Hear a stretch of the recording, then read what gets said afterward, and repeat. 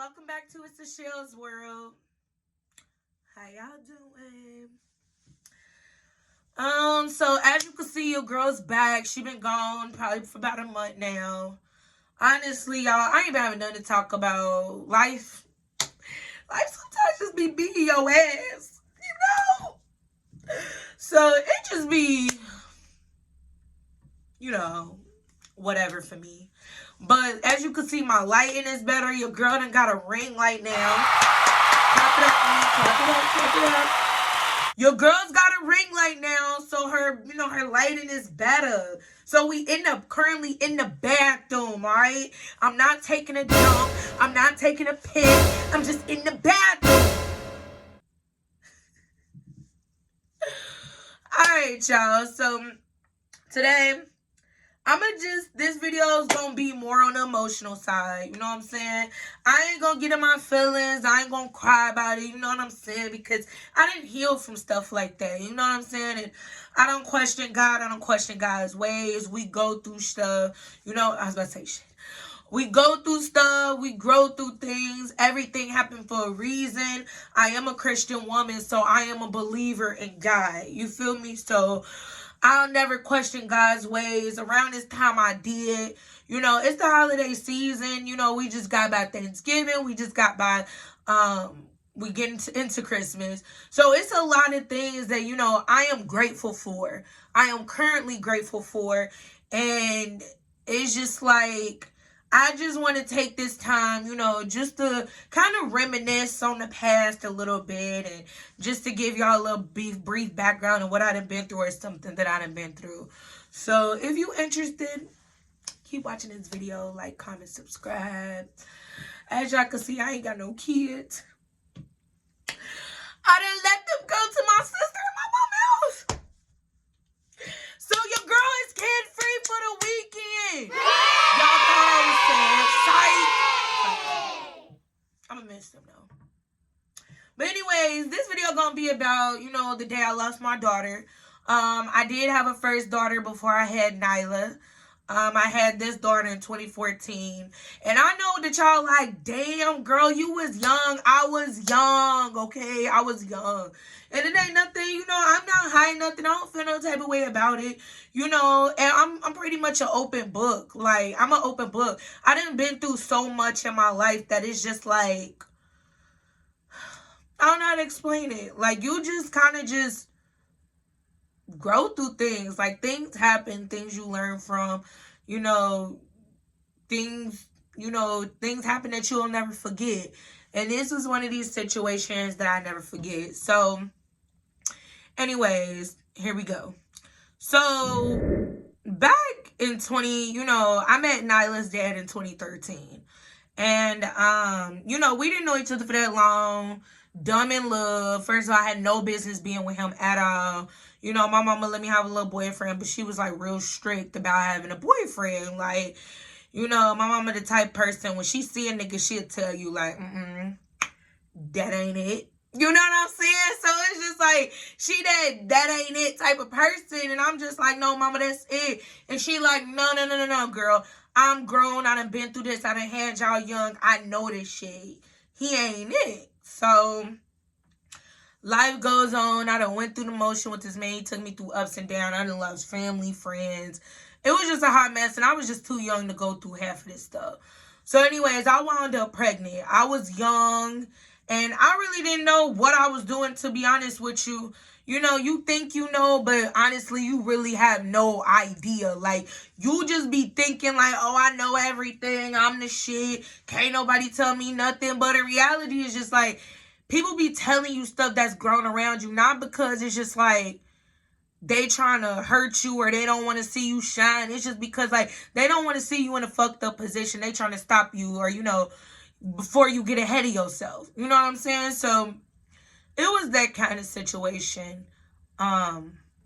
So anyways, I got pregnant with my first daughter. And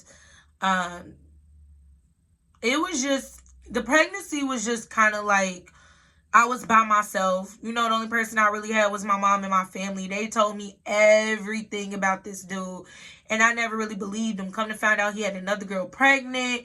It was just a lot. Me and her cool. Like, right now, we really, really cool. Like, I don't have no problem with her. She ain't got no problem with me. At the time when we was young, yeah, it was mad tension about it. But, like, you know, niggas gonna be niggas. And, you know, I just wish my daughters never go through this type of stuff. I'm going to try to coach them as much as possible. But everybody got to bump their head. You know what I'm saying? You know, make soft asses. Like, everybody going to have to go through their shit and learn. Like, this ain't what it is. This ain't what you want. Like, so, you know, so I'm going through the motion. I'm going to school, doing a regular schmegula degula. And, you know, that day that it might have been like November 14th. No, November 14th. You know, I was just noticing, like, okay, like, well, I wasn't noticing, but, you know, like, my baby wasn't moving and stuff like that. You don't really think about this stuff until traumatic shit happens. Then you be like, oh, shit. Red flag, red flag, red flag. You start noticing all the red flags, okay? I wasn't seeing none of those red flags. But now that I think back at it, the red flags was there, but your girl didn't know. I done caught the bus to school, bus home. I'm at school. I'm doing this. I'm doing that. Like, your girl was just, she was just going through the motions. She didn't know, okay? So, my baby wasn't moving, and I wasn't realizing. Like, I was just like, you know. So then, like, you know, I get home, and I'm like, you know, I didn't actually sat down, had time to think. I'm like, why this baby not moving? Like, this is just weird. So I'm talking to my mama, telling her about it. I done been out in and out the hospital a lot with that pregnancy. And she just like, Michelle, you good. Go drink some pop. Go do this. Go do that. So I drunk pop. Baby still not moving. I done drunk water. Baby still not moving. I done ate ice. Baby still not moving. So at this point, I'm just like, I don't know. Like, it's getting funny in here. Like, and my mom is just like, oh my God. Like, girl, like, this your first pregnancy. Like, you freaking yourself out. Baby is asleep. You know, it's getting closer to my due date. So she just like, baby is asleep. And I'm like, baby is asleep. Like, so I was just like, I'm about to just go take a shower. I'm about to go take a bath. You know, I'm about to go get in the bath. So I go get in the bathtub, and like everything just start happening at once for me. So first thing I noticed, like, I start feeling these light period cramps, and I'm just like, okay, like maybe I'm just, you know, I was just telling my mom, like, okay, now I'm feeling cramps. And then, of course, in her head, she just thinking, like, girl, you being dramatic. Like, it's just too much stuff going on with you at one time. Like, and I'm just like, no, like, this is just weird. So I felt the cramps. I'm laying. So I get out the bath. I go lay down. They just getting worse. Like, they're getting worse. So I'm just like, okay, this is really just starting to get bad. It got to the point that I'm laying down on the ground. I'm throwing up, y'all. I'm throwing up. Throwing up, okay? I'm on the ground, laying on the ground. No clothes, no nothing. I'm just laying on the ground, throwing up. So my mama just called my grandma. She's like, I don't know what's wrong with Nichelle. Like, something going on. I'm not sure. And my grandma just like, Nichelle has never experienced having a baby. If she's acting like that, you need to get her to an emergency room. Like, that's not, you know, that's not normal. So, like, I can't get up, y'all. I can't move. My body literally on stiff mode. Like, can't move, can't nothing. So she called my stepdad and she like, I think Michelle's in labor. We need to take her to the hospital. He just like, I'm on my way. So my mama like, okay, Nichelle, you gotta get your clothes on, get your shoes on, you know, whoop-de-whoop-de-woo, all of that in the above. She get me up off the floor, and it's like as soon as we walk into the couch, boom, I feel something trickling down my legs. And I'm like, did my water just break? So I'm telling my mom, like, I'm feeling something. Like, y'all, I could barely talk. I don't even know how I told her that. But I just told her, like, I'm feeling something. And she looked behind me, like on my butt, and it's blood, y'all. Just blood. Mass blood. So she just like, oh shit. Y'all, it ain't nothing but the damn devil. In the middle of my story, why would my phone cut out? Woo! Jesus. Glory be offense. Anyways, luckily it just saved, but the whole phone cut out. So next thing you know, it was just blood. So my mom was just like, oh shit, she gotta get to the hospital. Y'all, kid y'all not, like as soon as my water broke and it was all that blood, them contractions went from here to here. Like, it took it up a whole notch for me. And I mean, like, the doctor was so surprised that I was even able to go through that. She said, them contractions that you was feeling was not normal contractions. She said, that was pain that you was feeling on top of, like, bad pain from something else on top of contractions. Like, it was just a mess. So, I got to the hospital. We in our car. My mom was just like, Michelle, keep talking to me. I could not talk. Mute. Not a word was coming out my mouth. So I'm just like, oh, trying to say something, not really saying nothing. So we get to the hospital. She go, hurry up, get the nurse. She like, please help my daughter. Please. The lady just like, come on, Michelle, you got to get out the car. Like, at this point, I'm an emergency. They seem like how bad it was. I'm an emergency at this point. No triage, no nothing. Took me straight to a room. I was considered an emergency. Like I was rushed in an ambulance. The lady was like, you got to get the car. I said, I can't. Like, y'all, I can't make this shit up. Like, I'm not even, like, I could tell y'all this in a better tone, like a better mood. But at the time, this was not funny. Like, and they was just like, Michelle, you gotta get the car. I'm like, I can't. This lady had to grab me by my shirt, pull me out the car, and put me into a wheelchair because I could not physically get out the car. As they was wheeling me up to labor and delivery emergency room, there was a trail of blood just following me. I'm going in and out. Literally, hold on.